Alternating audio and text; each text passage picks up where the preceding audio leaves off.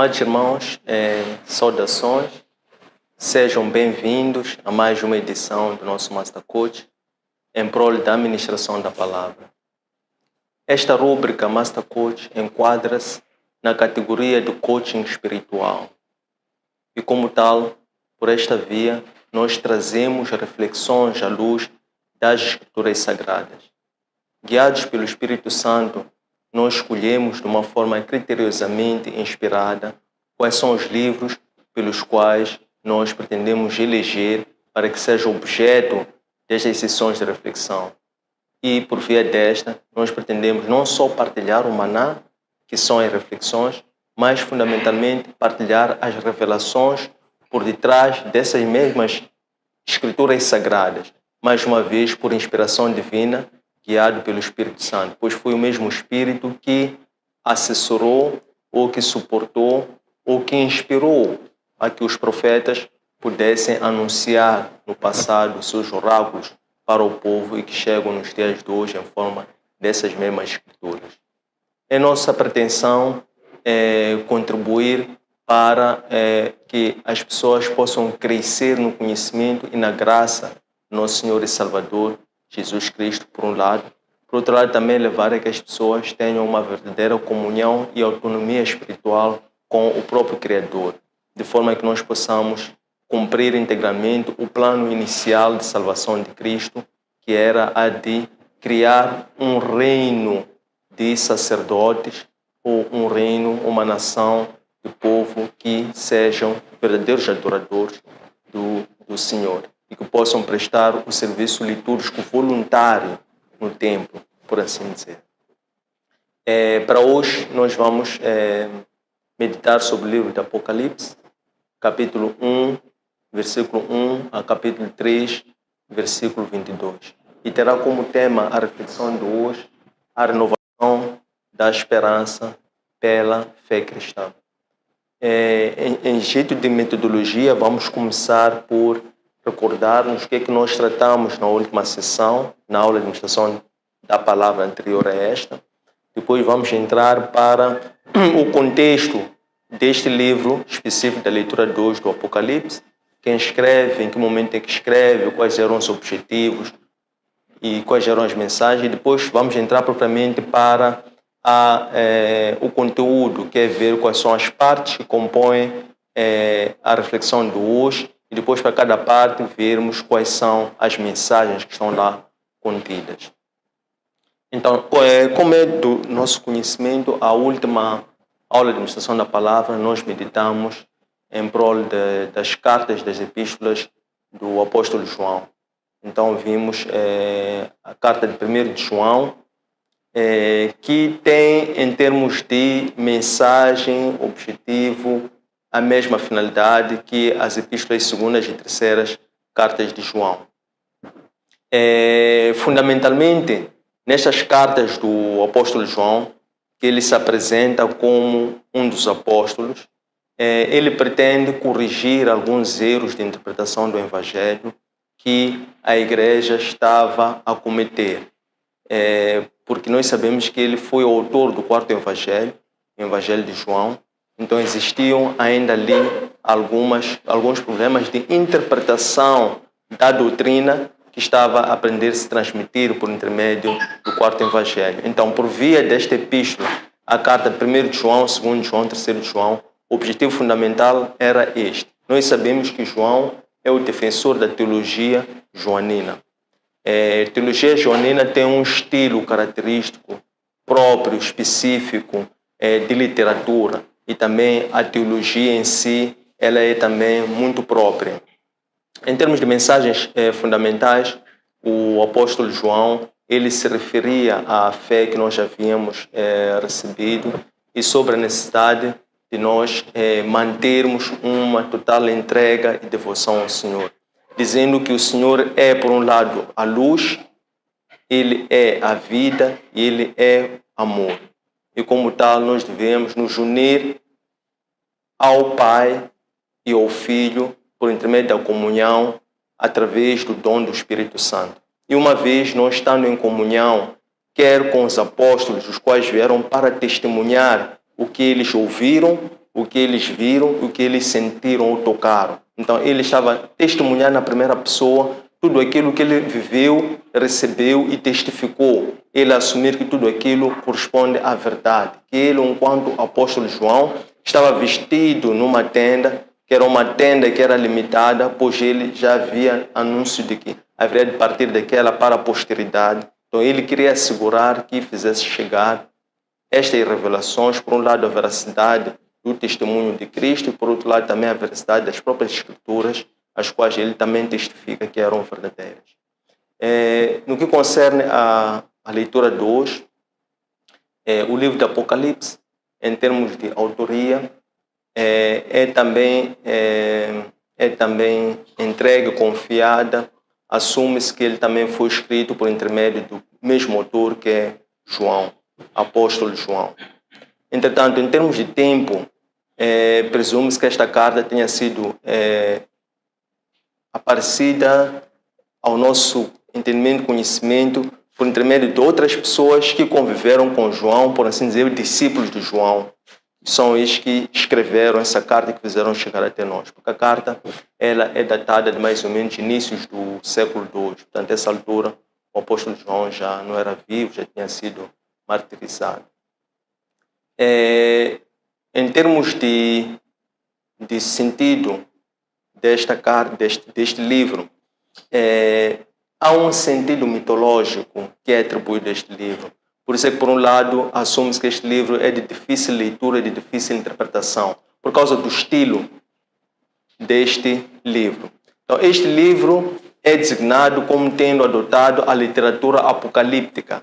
Então, a literatura apocalíptica ela é feita de muitas simbologias, de muita numerologia, e usa uma certa linguagem que já não é comum nos dias de hoje. Mas esta linguagem, esta literatura apocalíptica era comum nos tempos, nos séculos antes e depois de Cristo. Era um estilo de escrita que era comum e que as pessoas de então estavam habituadas ou acostumadas. Mas depois deixou-se de escrever, de se publicar, abandonou-se esse estilo apocalíptico até agora. Por isso é que os leitores dos dias de hoje acham-na difícil, por um lado de ler, por outro lado de compreender. E falando das numerologias ou das simbologias desse mesmo livro, Apocalipse, encontramos vários símbolos numerológicos. Encontramos lá o número 7 várias vezes. Nós sabemos que o número 7 é o número da plenitude, é o número da divindade. Encontramos o número 6 várias vezes associado a isso. Ao número 6 associa sempre o símbolo da besta. O número 6 nós sabemos que é o número da imperfeição. Consta também o número 5, o número 5 que representa o número da aflição, o número 4 que representa a terra, porém em diante. O número 144.000 que aparece ali na indicação que era o número dos salvos, mas nós sabemos que não é necessariamente esta a interpretação do número 144.000, mas é sim 12 tribos de Israel, 12 mil que representa muitos. Então, este é o sentido da literatura apocalíptica que chega até os dias de hoje. Do ponto de vista do termo grego, a palavra apocalipse em grego significa revelação. Revelação. Então, assume-se que o livro de Apocalipse é a própria revelação de Cristo a manifestar-se para a sua igreja hoje. Então, é como se fosse o próprio Cristo a anunciar-se, a escrever, a revelar-se para o seu povo hoje. Porque nós sabemos que Cristo é a própria revelação. Ele em si, ele é a revelação. É por isso que foi um pouco paradoxal em algum momento em que ele sobe a montanha, chama os seus discípulos, mas antes de chamar os seus discípulos, ele subiu a montanha e isolou-se, passou toda uma noite a orar, depois do dia seguinte, escolhe os 12 e chama-os para cima do monte, para dar a conhecer ao Pai, para dar a conhecer a Ele próprio, porque Ele dizia que Ele e o Pai são um. Então, Ele é a revelação, Ele subiu ao monte, que é o lugar da revelação, depois chamou os discípulos para cima, para dar a conhecer a Ele próprio, que Ele é que é a própria revelação. O mesmo acontece no livro do Apocalipse, em grego significa revelação. Em termos de partes, nós temos 3. A primeira parte vai ser um prólogo. Aqui no prólogo vai ser a saudação inicial. Então, aqui na saudação inicial, nós vamos poder ver quem é que endossa esta carta. Então, vamos ver que esta carta, na sua apresentação, no prólogo, é o próprio Cristo a assumir-se como sendo a própria revelação de Deus, ao qual redige ou inspira que o apóstolo João escreve esta carta, falando, refletindo sobre si próprio. A segunda parte desta carta vai ser sobre a dedicação ou um endereço, isto é, a quem que se destina esta carta do Apocalipse, para quem é que esta carta hoje deve servir em termos de utilização, leitura, interpretação e também para poder ser uma luz, uma guia, uma revelação para os dias de hoje, os dias presentes. E a terceira parte vai ser sobre a visão do sonho das igrejas, isto é, a visão que o apóstolo João recebeu quando ele estava na ilha de Patmos. Então vamos ver lá quais são os simbolismos desta visão e o que representa cada um desses simbolismos dessa mesma visão. E depois, por fim, vamos ver as mensagens que foram enviadas para as 7 igrejas, qual era o sentido dessas mensagens que tinham um sentido comum, embora fossem mensagens próprias e específicas para cada uma dessas 7 igrejas. Então, em jeito de prólogo, na introdução do livro de Apocalipse, aparece como prólogo Cristo, a dizer revelação de Cristo. Portanto, esta carta abre o Cristo a aparecer, a revelar-se para as pessoas, por intermédio do apóstolo João. Então, é o apóstolo João que aparece no prólogo, ele a dizer que Cristo, enquanto a revelação, ele, ao longo da sua vida, fez-se conhecer ou deu-se a conhecer para nós que fomos os discípulos que com ele convivemos. E nós, tendo convivido com Cristo, nós aceitamos tudo aquilo que ele nos transmitia, enquanto sinais miraculosos, enquanto bênçãos, enquanto prodígios, enquanto milagres que ele operou para nós enquanto estivéssemos em vida e em companhia para com ele. E ao longo dessa vivência que nós tivemos e testemunhamos a sua manifestação, a sua revelação para o mundo, nós recebemos como sendo uma mensagem de renovação da nossa esperança da fé cristã para um futuro, resultando tudo apontar a esperança voltada para o futuro. Então, aqui no prólogo, basicamente, é Cristo que apresenta-se como sendo a própria revelação de Deus, em que ele aparece a inspirar o apóstolo João, e o apóstolo João que diz que ele aparece ali a testemunhar Cristo enquanto sendo a revelação do próprio Deus. Depois passamos para a dedicação, isto é, a quem é que se destina esta carta? Se esta carta, por um lado, vem de Cristo, porque é o próprio Cristo que apresenta a revelar-se por intermédio desta carta, para que inspirasse o apóstolo Paulo, para que o apóstolo Paulo fizesse constar isso por escrito, para que desse a conhecer, que é o prólogo ou dedicação ou endereço, desse a conhecer as comunidades, desse a conhecer as pessoas, desse a conhecer as igrejas. Então, os destinatários últimos da carta de Apocalipse são as igrejas. Que igrejas? São as igrejas que estão na Ásia Menor. São as 7 igrejas. Nos dias de hoje, as 7 igrejas representam todas as igrejas, porque o número 7 é o número da plenitude, é o número da perfeição, que significa que é o todo. Então, estas cartas, em termos de dedicação ou de endereço, hoje destinam-se a todas as igrejas que estão espalhadas pelo mundo. Então, é assim que, em jeito de endereço ou de dedicação, Cristo aqui, ele apresenta-se, exponencia-se nesta sua apresentação às 7 igrejas, ele como sendo o próprio Deus ou a própria revelação por intermédio desta dedicação. Depois é quando o apóstolo Paulo começa já a manifestar a sua visão. Então ele diz, apresenta-se como Paulo, o companheiro dos outros cristãos. Ele diz irmão, companheiro, aquele que anuncia o reino e aquele que enfrenta e assume todos os sofrimentos, isto é, todas as perseguições, todas as tribulações.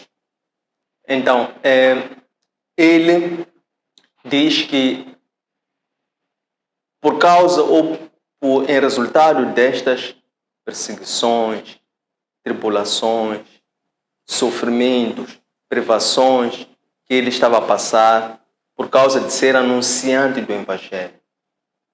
Então, ele deixou muito claro que todo aquele que se propõe a anunciar o Evangelho nunca vai estar refém de perseguições, de lutas, de privações de liberdade no extremo, que foi o caso dele.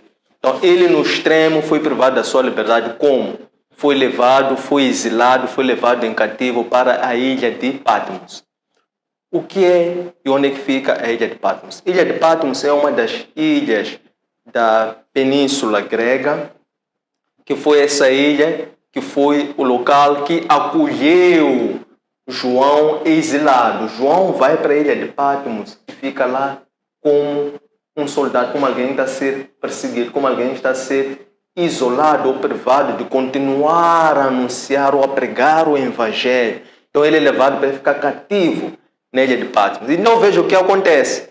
Ele é levado cativo para a ilha de Patmos. O normal seria a pessoa comum, por inerência daquele sofrimento, daquele isolamento, daquela privação, daquele sentido de inocência, da pessoa estar ali sem culpa. O normal, os comuns dos humanos e dos mortais, seria ficar naturalmente deprimido e depois desistir e, consequentemente, morrer, porque o objetivo daqueles locais era tão somente apagar o brilho, apagar o lume, apagar a chama, apagar a força que aquelas pessoas tinham. Mas aconteceu exatamente o oposto. É que o apóstolo João, estando isolado na ilha de Patmos, aconteceu uma revelação que lhe transformou completamente a vida dele.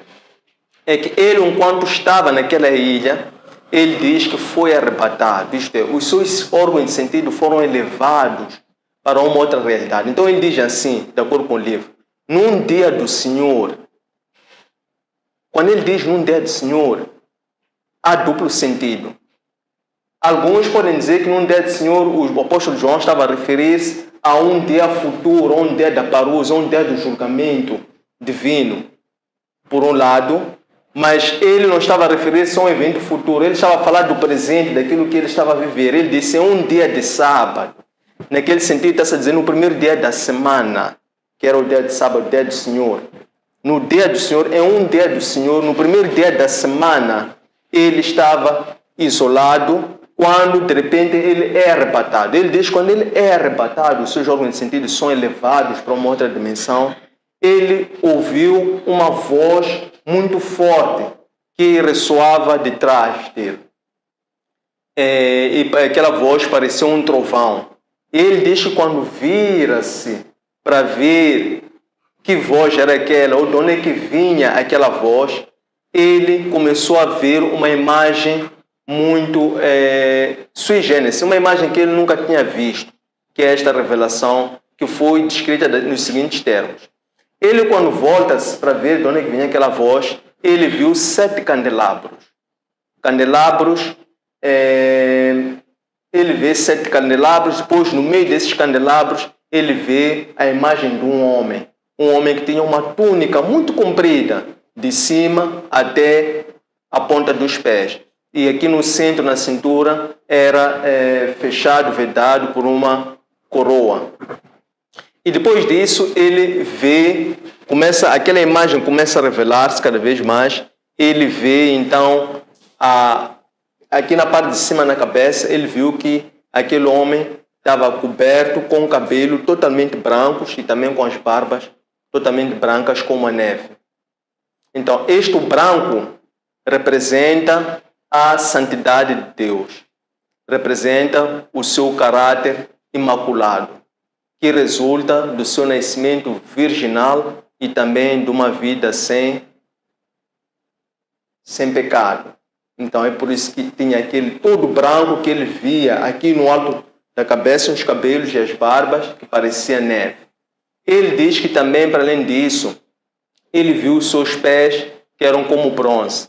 Então, os pés que representavam o bronze, aquela soberania, era resultado ou testificava que ele ou todas as coisas haverão de ser submetidas à sua pisadura. Isto é, quando Cristo vier em glória, porque ele diz que viu uma nuvem. Uma nuvem. Em dia de sábado viu numa nuvem. O que dá a conhecer ou dá a entender que é na segunda vinda do Senhor em glória. Então, ele vê os pés de bronze, que representam que tudo vai estar sujeito à sua pisadura. Depois, o que ele vê mais?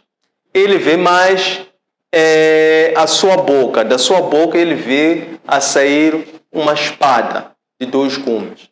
Então, aquilo representava a palavra de Deus. Esta palavra de Deus que aparece hoje como sendo viva e eficaz. E que também, pelo seu poder de discernir e de esquadrinhar corações, é por intermédio dessa mesma palavra que ele faz-se chegar ou faz-se conhecer a todas as pessoas por intermédio das suas escrituras que testificam a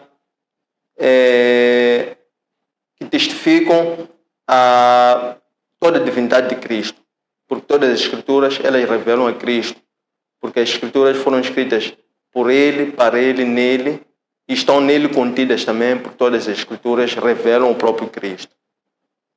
Ele também vê os olhos daquela alma que estava no meio dos 7 candelabros. E nos olhos ele viu uma chama com um fogo muito intenso.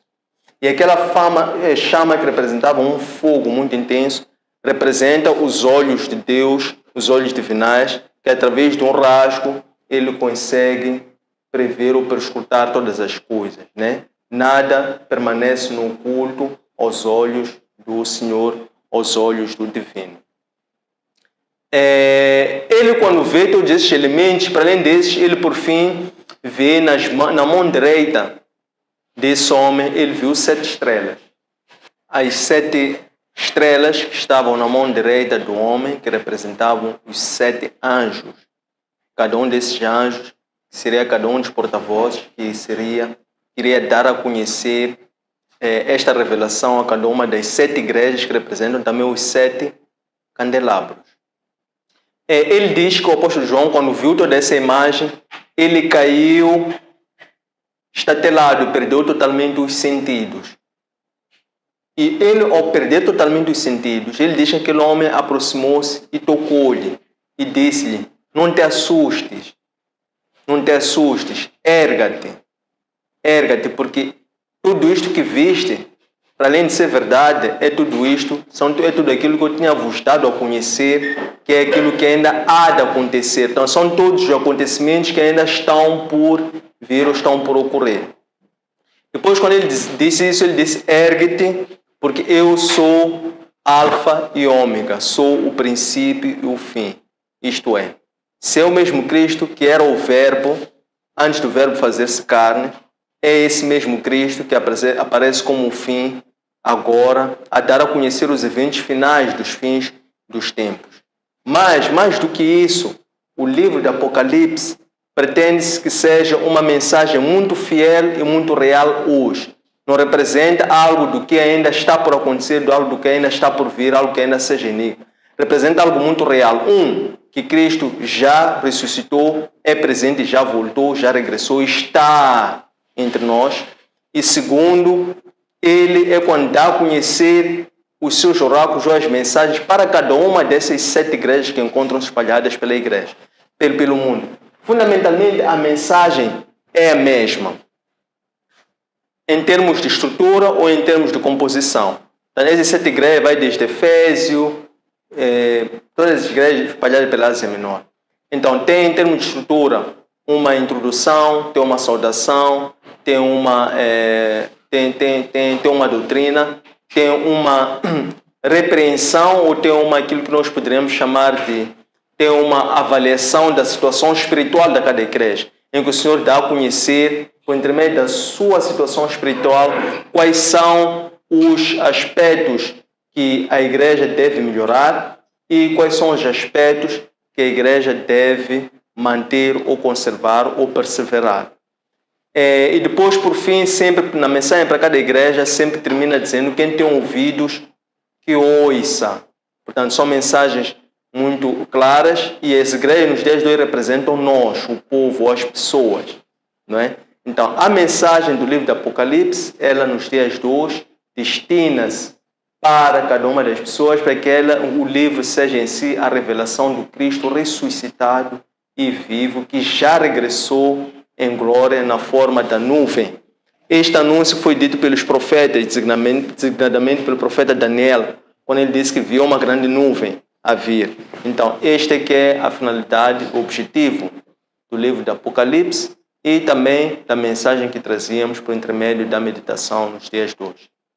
Tendo chegado a este ponto, abre-se a sessão para questões, sugestões, comentários, de forma a podermos desenvolver. Muito obrigado. Obrigado. Eu tenho aqui umas 2 questões. A primeira é: o Paulo não andou com Jesus.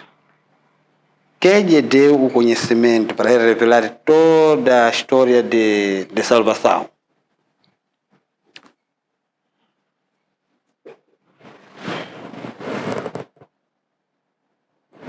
A seguir: dos 7 anjos enviados às igrejas, um deles disse no Apocalipse 2:2 de que deixou o primeiro amor. Qual é este amor que deixou uma das igrejas? Pode repetir? Dos 7 anjos enviados às igrejas, um deles disse no Apocalipse 2:2 de que deixou o primeiro amor. Qual é? Estimados irmãos, saudações. Saudações.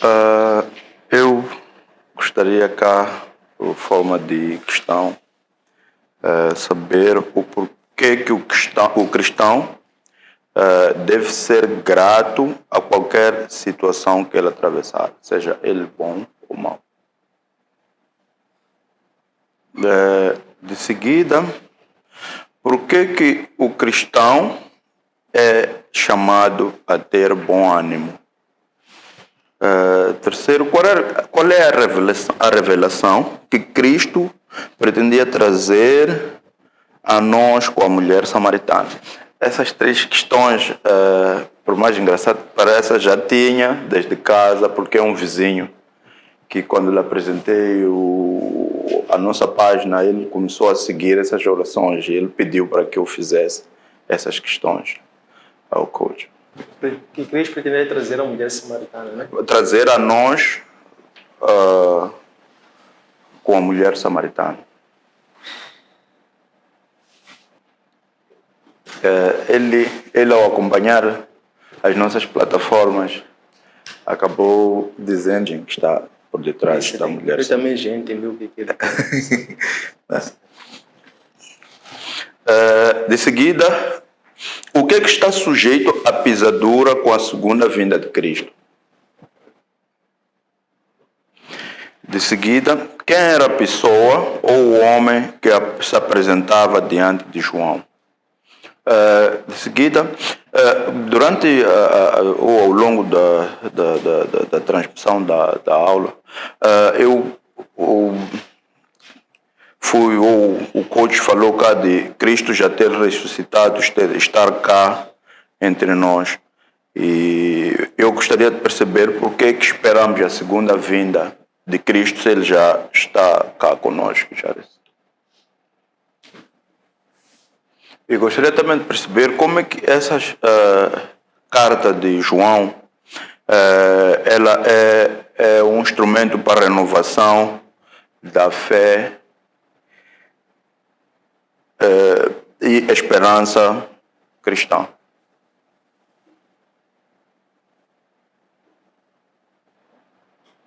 Em seguida, gostaria de perceber o que é uma fé cristã e como nós podemos trabalhar esta fé. Em seguida, por que o João foi arrebatado? Por quê? o João foi arrebatado. E por fim, qual é a revelação que trazia o homem diante de João? O homem,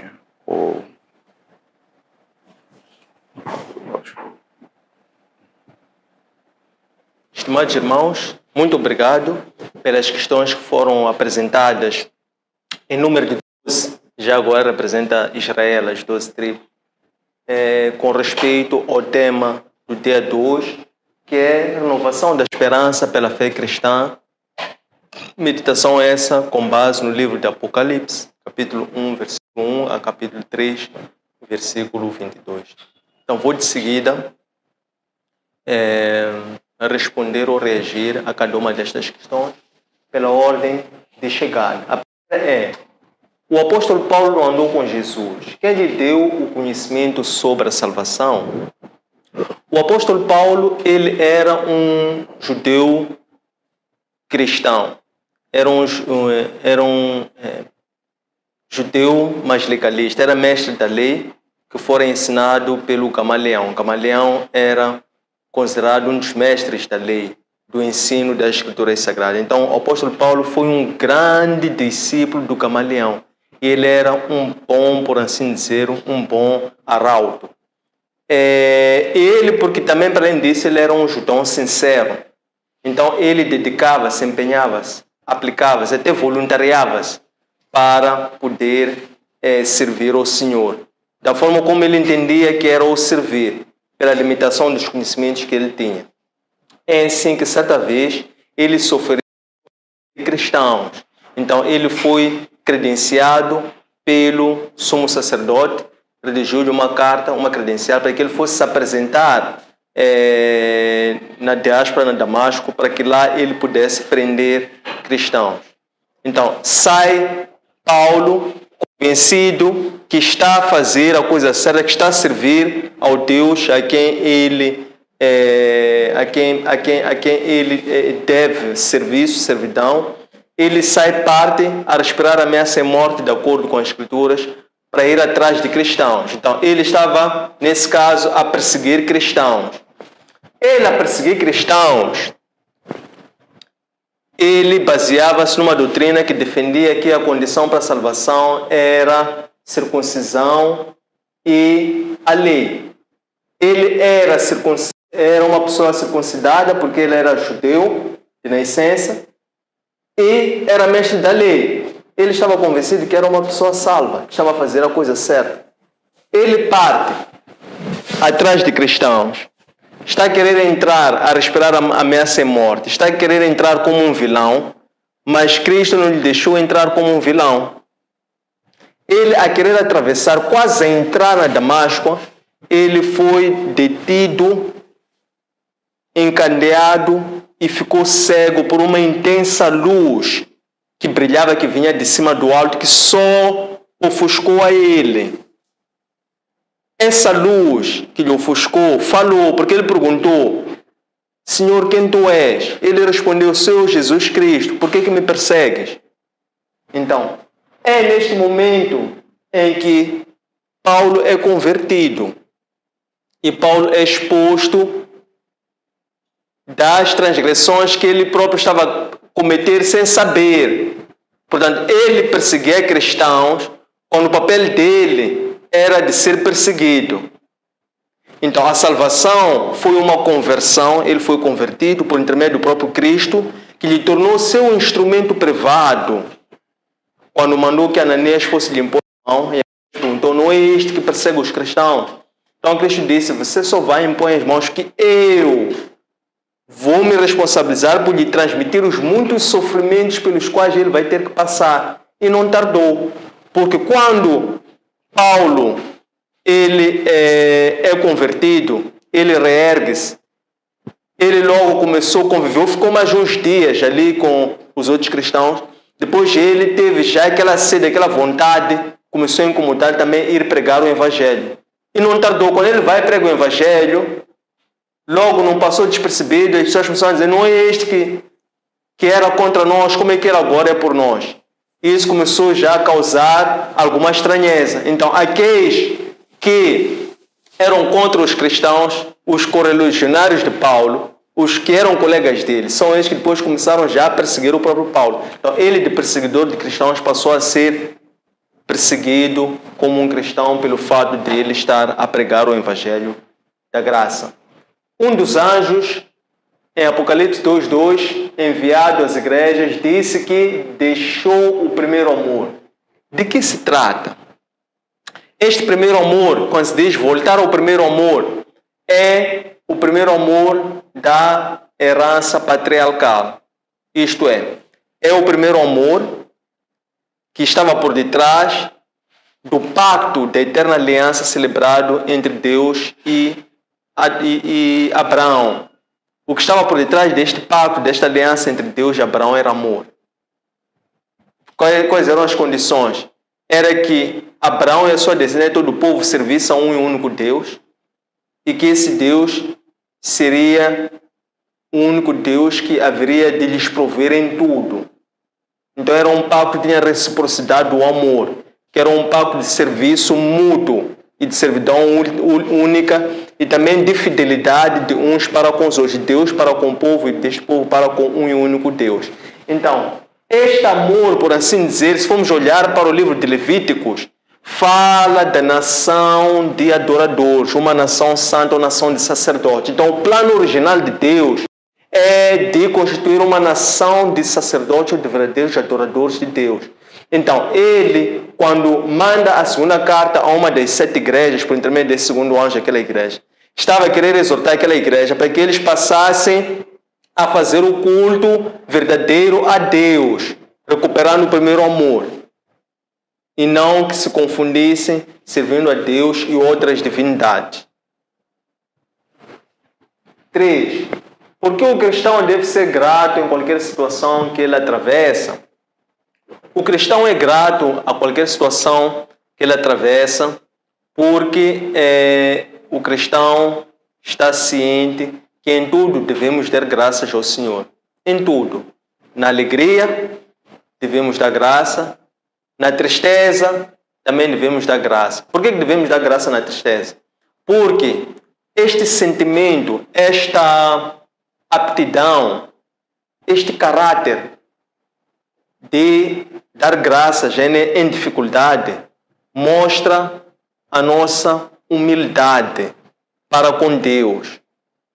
Quando nós demonstramos essa humildade para com Deus, dando graças, ainda que estejamos a passar por tribulações, este ato em si vai desenvolver o quê? Vai desenvolver a esperança. E a esperança desenvolve o quê? Desenvolve a paciência. E a paciência desenvolve o quê? A perseverança. A perseverança o amor. E o amor a fé.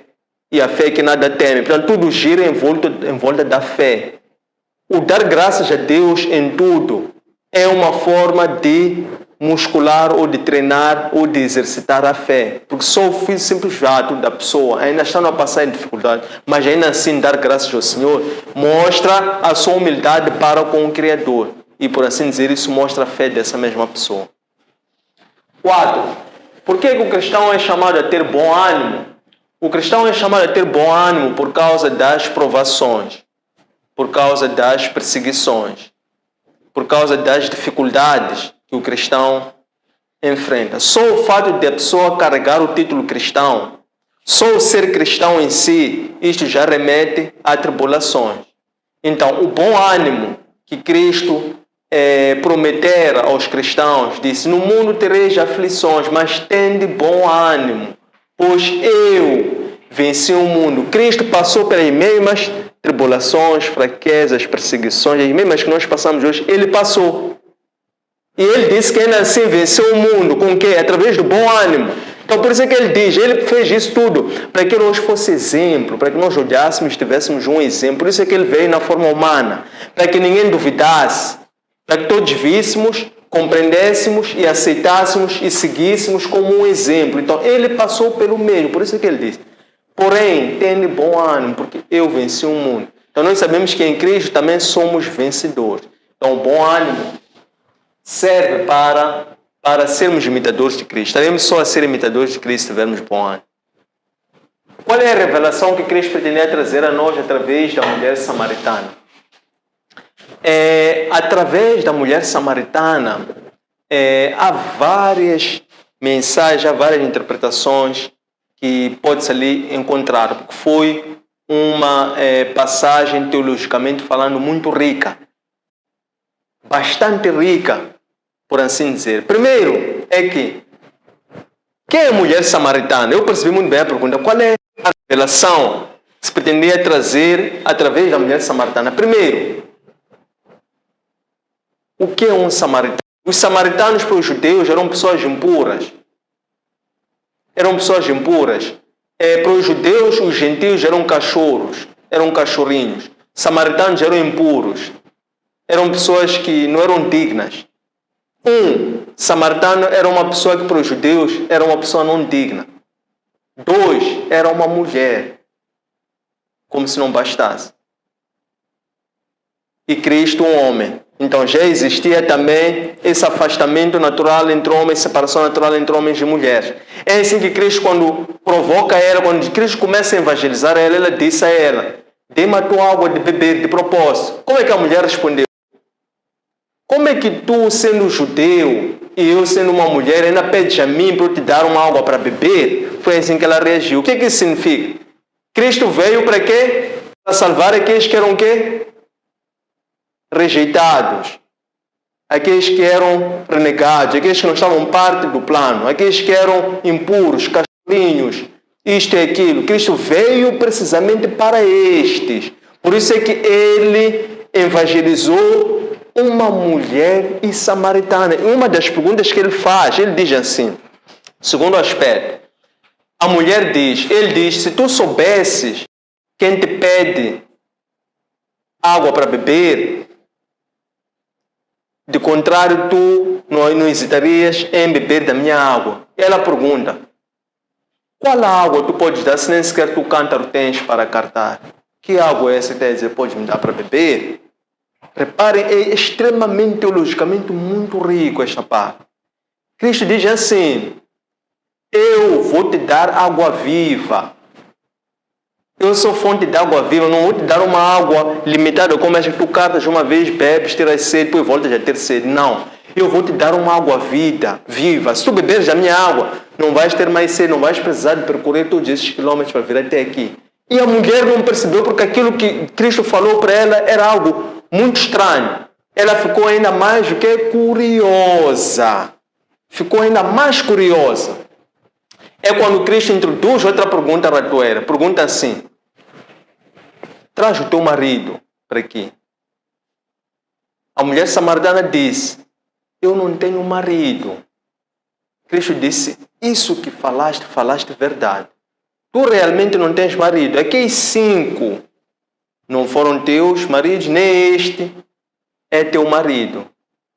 É quando a mulher se convence e aceitando a evangelização, diz a Cristo, certamente tu és um profeta. Aonde é que eu posso adorar? Isto é, tu és uma pessoa ungida e eu gostava de conhecer o Deus que tu serves. Então pergunta, onde é que eu posso adorar? No sentido, onde é que tu rezas? Onde é que tu adoras? Quero conhecer esse teu Deus. Então é daí que vem o remate final e a principal das mensagens sobre a mulher samaritana. É quando Cristo responde, diz, em verdade, e já chegou esse tempo, chegará o momento em que existirão os verdadeiros adoradores. E estes virão adorá-lo em espírito e em verdade. Não interessa o local, não interessa o monte. Se é Monte Horeb ou se é Monte Gerizim. Mas chegará o tempo, e este tempo já chegou, eis que já é chegado o tempo. E Cristo ali disse, chegará, mas eis que já chegou esse tempo dos verdadeiros adoradores. Quem era esse verdadeiro adorador? Na primeira pessoa que estava ali a ver-se revelar. Foi a própria mulher samaritana, porque logo depois disso, ela abandonou o cântaro, abandonou tudo. Ele saiu a correr, foi lá para a cidade de onde ela veio. Foi fazer o quê? Foi evangelizar. O que está sujeito à pisadura? O que estará sujeito à pisadura com a segunda vinda de Cristo? a segunda vinda de Cristo será uma vinda em glória. A primeira vinda de Cristo foi quando ele veio para remir os nossos pecados, para vir ser a ponte, para nos reconciliar com Deus. Então ele veio como um cordeiro na primeira vinda. Na segunda vinda de Cristo, ele vem como um juiz. É por isso que ele há de vir nas nuvens. E ele veio como juiz para julgar o mundo. Dia do Senhor. Vamos para o sentido do que se pretende aqui dizer, a questão da pisadura de Cristo na segunda vinda. Ele, quando vier, virá para julgar o mundo, como de cima para baixo. Vai começar pelos membros de Sinédrios e vai descendo. Vai julgar o quê? Vai ver o que é verdadeiro, o que não é verdadeiro. Quem são aquelas pessoas que receberam os talentos, conservaram os talentos, fizeram os talentos? O que é talento? É a nossa própria vida. Quem são as pessoas que fizeram uso da sua própria vida para dedicar a sua vida para a vinda do Senhor? Por isso o Senhor, quando vier, vai exigir os mesmos talentos. Se Ele vier encontrar como talentos a vida que Ele nos deu, mais outras almas que nós salvamos, então aí seremos bons servos, servos bons. Então a pisadura será para aquele mau servo, aquele servo que até o pouco que não tem, ou que não tem, até aquilo que não tem será o que lhe será tirado, porque é aquele que escondeu o talento. Então a pisadura dele vai ser para pisar toda a iniquidade, pisar toda a maldade, toda a maldição, todos os governos corruptos espiritualmente falando, né? Então ele virá para julgar, espiritualmente falando, toda a humanidade, de forma a poder completar todo o seu plano de Deus. Então o plano de Deus teve uma criação, que é o início, e terá um termo, um fecho, um fim, porque ele é o princípio e é o fim. Do mesmo modo que ele apareceu no princípio, depois apareceu em meio forma humana, já regressou, então há de haver um fim, porque ele é que é todas as coisas, e ele sabe de todas as coisas. Qual era a pessoa ou o homem que apresentou-se diante de João? Então, o homem que apareceu no meio dos 7 candelabros é o próprio Cristo. Porque Cristo é aquele que anda sobre os candelabros. O que representa candelabro? Representa a luz. E Cristo é a própria luz, porque Ele é a revelação. Ele é a luz da vida. Então, Ele é que é este homem que apareceu sobre os 7 candelabros em glória, com aquela toda estrutura que nós tivemos a ver no que concerne portanto, a insígnia, né? A insígnia, a túnica que trazia,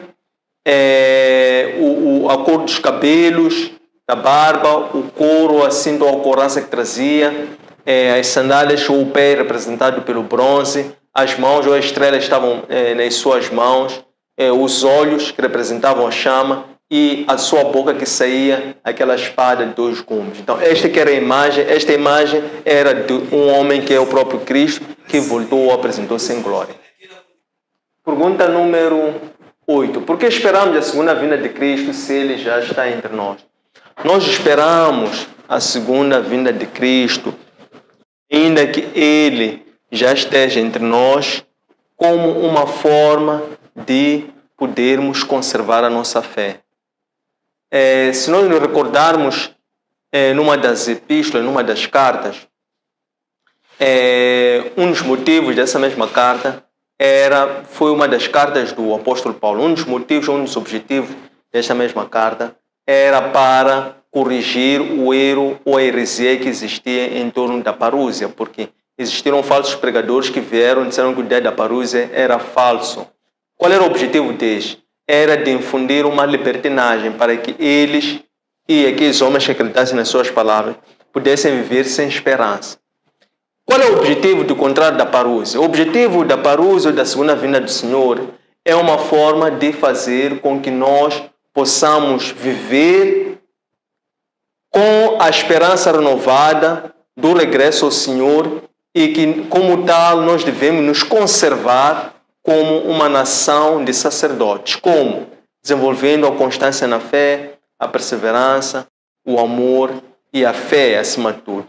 Então, aquilo que se chama a constância na fé ou a constância cristã, este é que é o estado, ou este é que é o estágio, ou o estado pelo qual nós devemos conservar hoje quando vivemos uma vida tendo em conta que o Senhor irá regressar, o Senhor já regressou e que a parúzia é uma realidade para todos.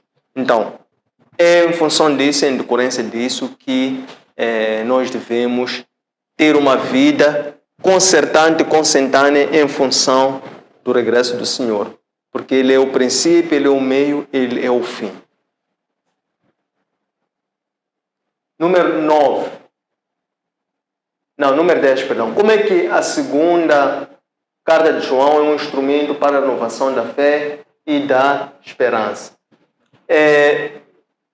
Esta carta aqui, renovação da esperança pela fé cristã, ela constitui um instrumento de renovação da própria fé pelo simples fato de ser, por um lado, uma carta que representa a revelação de Cristo para as igrejas.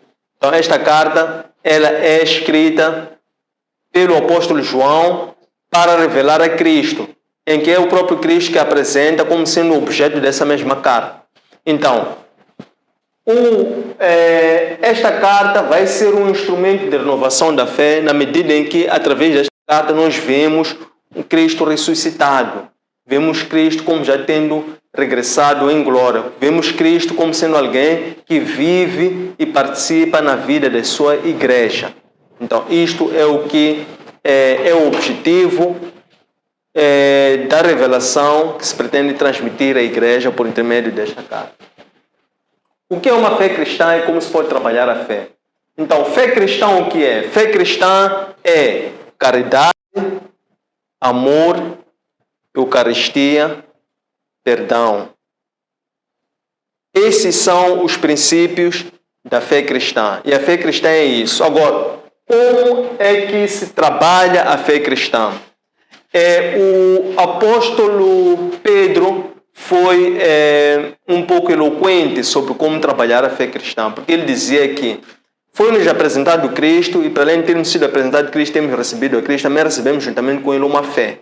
Agora, relativamente a essa fé, nós devemos nos empenhar, devemos nos dedicar, devemos nos esforçar para poder fazer essa fé crescer.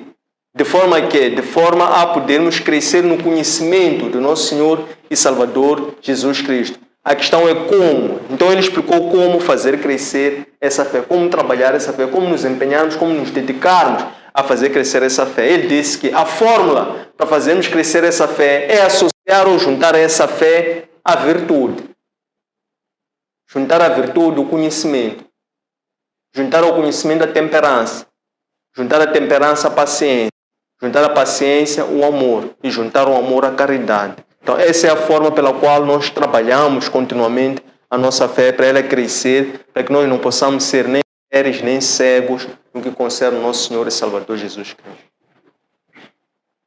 Por que é que João foi arrebatado? O apóstolo João, os seus órgãos de sentido foram elevados a uma outra realidade para que ele pudesse receber a revelação, isto é, aquele acontecimento extraordinário que resultou da sua prisão, ou do seu exílio, ou do seu asilo. Porque João estava na ilha de Patmos. E naquela ilha, ele estava a ser vítima do preço de pregar ou anunciar o Evangelho. Então, ele foi castigado. E como tal, foi isolado, foi levado para a ilha de Patmos. Então, estando ele lá em isolamento, em sofrimento, foi quando ele teve esta revelação extraordinária. Então vejam o que os verdadeiros cristãos têm de passar para receberem verdadeiras revelações. Quer dizer, Deus não poderia ter lhe aparecido, dado aquela revelação numa outra circunstância. Ele teve que o quê? Pregar o Evangelho, ser perseguido, ser condenado, ser isolado, estar em isolamento e ainda assim manteve-se o quê? Com a perseverança, continuou a alimentar a sua fé, não perdeu a fé. Então, é quando ele recebe a revelação. Então, o objetivo, quando perguntam por que ele foi arrebatado, João foi arrebatado para que ele pudesse ser testemunho do reino de Deus aqui na face da terra. E ele testemunhou através da forma como ele descreve a experiência que ele teve por intermédio desta revelação daquele homem. Porque ele diz que até assim ele ficou desmaiado, ficou sem sentidos, perdeu forças. E aquele mesmo homem veio e levou e disse para que ele se erguesse, ele acreditasse, visse e cresce que ele é o próprio Deus, é o próprio Cristo, que ele já havia morrido, mas depois ressuscitou. Isto é, ele era morto, foi ressuscitado, e ele estava a ver Cristo ressuscitado, e que ele era uma imagem real, e que ele era alfa e o ômega. Então, este é que é o objetivo do arrebatamento de João. A 12ª e última questão é: qual é a revelação que trazia o homem diante de João? A revelação que Cristo trazia diante de João é que ele trazia a mensagem da sua plenitude. E a plenitude de Cristo resvala-se a 3 níveis ou 3 dimensões. Primeiro é que ele é a luz. Cristo é a luz. Por quê? Porque a luz e as trevas não coexistem. Quem anda na luz, ou quem é da luz ou quem é de Cristo, não anda nas trevas. Então, ele é a luz porque ele anda sobre os candelabros, sobre os 7 candelabros, e ele é que é a revelação de Deus aqui na face da terra. Ele é que mostra o caminho através do que é da luz. Então, nós estávamos onde? Estávamos nós vivíamos num abismo, vivíamos na escuridão. Então, ele veio como essa luz para que a nossa esperança voltasse a brilhar e nós passássemos já a encontrar um caminho para a salvação, para regressar ao primeiro amor. Então, ele primeiro é a luz. Segundo aspecto, ele é amor. Ele é amor por quê? Porque ele tem comunhão com o próprio Pai. E ele tem a comunhão com o próprio Pai. Para nós participarmos dessa mesma comunhão com o Pai e com o Filho, nós podemos fazê-lo por intermédio do dom do Espírito Santo. Quando nós participamos da comunhão com o Pai e com o Filho por intermédio do dom do Espírito Santo, então nós passamos também a ser depositários daquele amor. Porque é amor que partiu do Pai, transmitiu para o Filho transmitiu para aqueles que creram nas suas palavras do Filho por intermédio do Espírito Santo. E é esse amor que nos mantém viva a nossa esperança até hoje. Amor do quê? Viva a esperança do quê? Esperança de vivermos em Cristo, por Cristo, e também a esperança de podermos levar essa palavra de esperança para mais pessoas. E isto também é amor. Então, a revelação que Deus trazia diante do homem é que ele era luz, ele era amor e ele é a vida. A vida por quê? Porque todas as coisas foram feitas por ele. Isto é, ele enquanto sendo criador, ele quando criou as coisas, estava a fazer o quê? Estava a dar vida às coisas. Porque tu quando crias uma coisa que não existe, não tem vida, não tem existência. Quando ele cria, então está a dar vida, está a dar existência às coisas. Além dele ter dado vida e existência às coisas, ele depois também deu a capacidade dessas mesmas coisas poderem se reproduzir. Então, ele hoje dá a vida àquele que prefere morrer. A condição para ter a vida em Cristo é morrer. Então, aquele que morre voluntariamente hoje, esse recebe a vida em Cristo. E passa a nascer a viver em espírito. Nasce em espírito. E passa a viver em espírito. Porque Deus é espírito. Tendo chegado a este ponto, obrigado pelo tempo que participaram. Deixem ficar sempre que possível os vossos comentários, dúvidas, sugestões. Partilhem com os vossos contatos, amigos, familiares, colegas, vizinhos. E também sigam-nos pelas nossas páginas, façam like, partilhem também com outras pessoas. Esta lição e mais outras de ministração da palavra encontram disponíveis nos nossos arquivos digitais, designadamente na nossa página Facebook, Antônio Sende_Oficial, nosso canal YouTube, Antônio Sende_LDA e nosso aplicativo Elo App. Um abraço de luz e até breve.